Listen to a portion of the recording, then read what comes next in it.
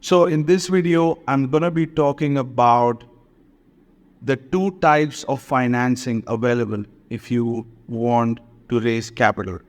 If you're an entrepreneur or an aspiring entrepreneur, you have a business idea that you want to execute, or you're just coming on this channel to explore the content.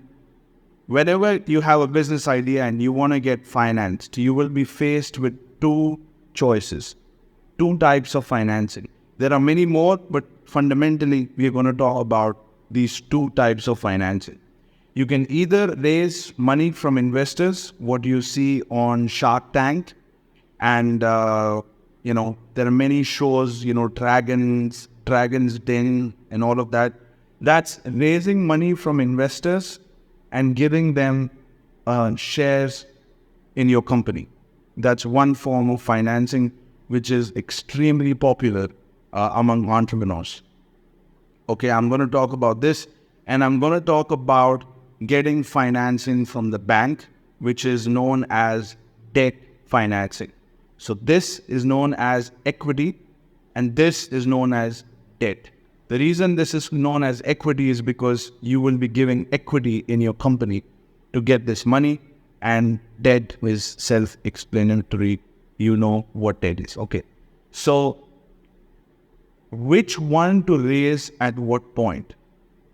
All right. And we're going to talk about the limitations and the positives and the negatives of both. Okay. So let's talk about equity. We're going to run a scenario, okay, to explain to you the dangers of raising money from an investor. Okay. We're going to talk about what happens to founders. Not in all scenarios, but in many, many, many scenarios when they raise money from investors. When do you raise money from investors? When you have an idea that has not started to generate cash flow, and you have a business idea, it's at the initial stages and you want to execute, you go to an investor and you say, I want to start a business. This is my business plan, and this is how you're going to do this. You have a budget. This is how much money we need, and this is how much capital we want to invest. Okay. Let's assume that you end up raising money from an investor. First of all, the business plan that you created is just, all of it is an assumption. You're making an assumption about the future. And one thing leads to the second, to the third, to the fourth. So you have not just one assumption, two assumptions. You have a series of assumptions about the future that you're selling the investor on. That if everything goes well, these are the assumptions. And you can have risk scenarios that you can protect. I understand that. But right now, there is nothing. So you are asking money to create value. Okay, so there is no value right now in the company. You want to raise money from an investor and create value, right? So, because the company doesn't have a lot of value, you will have to give up a lot of shares. So, the moment you give out a lot of shares, you, as the founder who will be driving the venture, will draw in control. You have another investor with you. And it's no longer your company, it's their company too. And whoever pays the money calls the shots. So let's say let's take a hypothetical scenario where you raised $50,000. So you took this $50,000, you set some things up, and maybe you generated $5,000. You produced some result, initial result. And now you want to expand the business. So you have proof of concept now. You went, you executed, you created something. And you have a proof of concept. And but you need more money to expand because $5,000 of profit is nothing. So you tell the investor, listen, we are now cash flowing. I put 2 years of my time. I set this up. We made a lot of mistakes. We lost some money also in the process, but now we have $5,000 of cash flow. Let's expand this more. So the investor says, okay, I'll give you another $100,000. How about that? You say, okay, that's perfect. But I want more shares. So let's say initially the partnership was 50-50. And now the person gives $100,000 and he says, I want another 25% or 15%, whatever. So now suddenly you were 50-50 partners and this investor didn't do anything, just signed a check, and he owns 60 to 70% of the company and you own 20% of the company. And you go in, you put in the time, you manage, you lead everything, you're the CEO and you're working. Another 2 years pass by and now you're making money. Okay. Now you really want to scale the company even more. This time, instead of going to an investor, you went to a venture capital firm, a fund to finance your deal. And they put in, let's say now the company is making a couple of $1 million, which is a great return. Now you raise more money in the company. And this time you are diluted down to 13% or 10% or 6%. So here is the thing. You, at every stage of funding, got diluted. You put in all this work. You developed the whole company and it's producing cash flow now. You created this value that was not there through time and money, someone else's money, yes, but you created this value. You've lost 5 to 6 years of your life and a major shareholder comes in. The fund investor capital, they are the major shareholder. They see everything is going well and a year later, they throw you out. They send you, they write you a check. You receive some money, they throw you out of the company, and this company ends up becoming a $1 billion unicorn. And all you have is $10 million. That's what happens in an equity financing. Systematically, as the value of the company grows, your position in the company dilutes, and the time that you invested will never come back. So, and most likely you're going to get thrown out because whatever roles you're fulfilling, the company can write a check, give a salary to someone and take your position rather than having another shareholder. And this is what happens in equity financing. So that was scenario 1, which is equity finance. What typically happens? This is how Steve Jobs was thrown out of the company. And this is how many entrepreneurs get thrown out of the company. So equity financing is used when you want to create value from scratch. Now I'm going to talk about debt that you take from a bank, or it could be a private debt, or from any financial institution. You borrowed money. Now, you don't want to borrow money to create value, okay? You always want to borrow money to acquire value. And by value, I mean cash flow producing asset. So there is a company that's generating $10 million and 20% or 30% of that is profit, for example. It has a revenue of 10 million and it's generating $2 to $3 million in profit. You could agree on a purchase price, and it's let's assume it's a 20-year-old company. Okay, so in 20 years, the owner, put his own money, whatever he made, he reinvested in the company.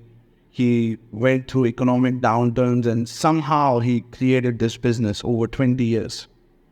And he's old now and he wants to sell you the business. or he is looking for a buyer.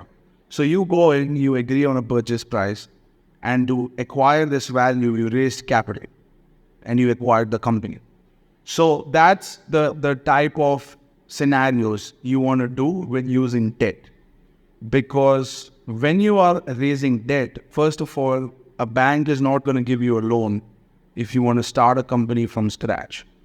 But bank will give you the loan if you're buying a cash flow producing asset that can pay off the loan easily. And the bank will analyze the financials, how much money the business is producing, how stable are the cash flows, and in how many years you've been paid, subject to how cheaply you buy the company, how cheaply you can buy the profitable company. That's how easily you will get the finance.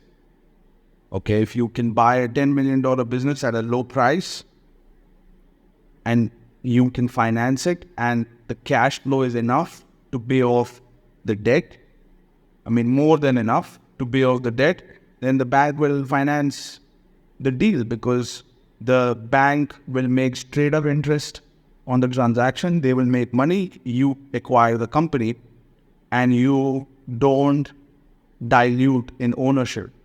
So when the bank gives you the loan, they are not going to take control of the company. You will still be the owner of the company.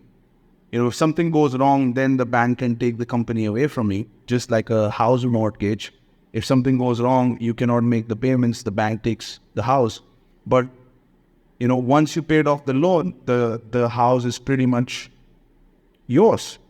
And even during the time when you're making the payment, you're living in the house, it's pretty much yours. So that's the benefit of debt.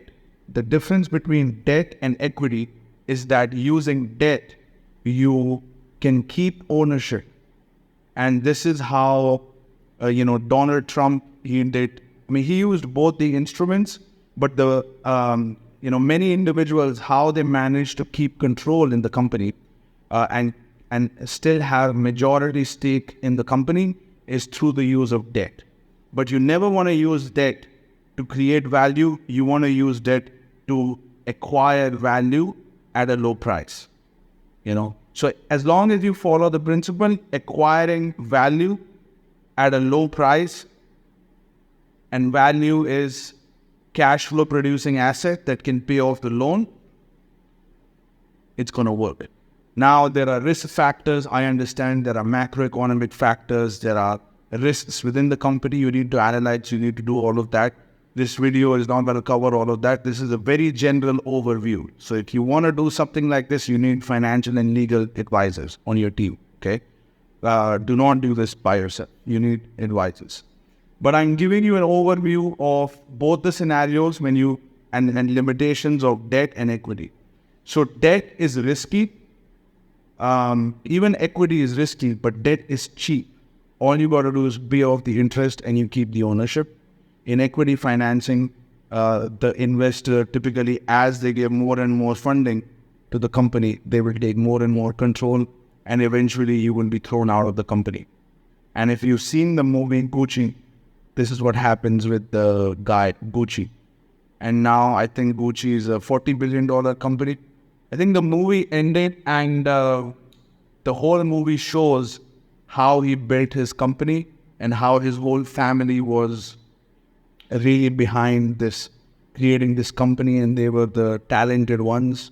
And they, over decades, they created these shoes, and this brand, and people built relationship with this brand. And one day, a fund from Saudi comes, writes a check, buys them off, and the company goes on to become $40 billion. And these guys received a few $100 million. But I want you to think not from the standpoint of the family Gucci, but I want you to think from the standpoint of the fund that came in and acquired this company. How much money they would have made? They made more money than the people who created the company. The people who should have made the most amount of money, That's not who made the money. They did all the hard work to create this company, and they came in, they wrote a check, and they acquired this value, and they took it public and made a whole bunch of money. So that's how you want to think when you are doing business. Not creating value from scratch, but acquiring value. Now, I know there is a lot of honor in creating value. I understand that. But you don't want to start off there. Once you make the money, then you can venture out into creating value and reinvest that capital to do something risky. If that's really what you want to do, I would want to keep acquiring value and keep creating wealth. So that's the analysis I wanted to offer you between equity financing, debt financing, and creating value and acquiring value. Okay, and both these things are diametrically opposite and they produce different results. So I hope that was valuable. And if you are new to the channel, hit that subscribe button. I post one video every day. And if you are someone who want to get in this business of acquiring value using debt from the bank to acquire a business that's worth multi-million dollars, a business that's cash flowing, a business that has stable revenues, and if you are someone who wants to be advised by high-profile advisors, you want top executives in your country to get into business partnerships with you, and be involved in buying businesses rather than creating a business from scratch, reach out to me. I have a mentorship program, and email me and we can talk further. I'll talk to you soon.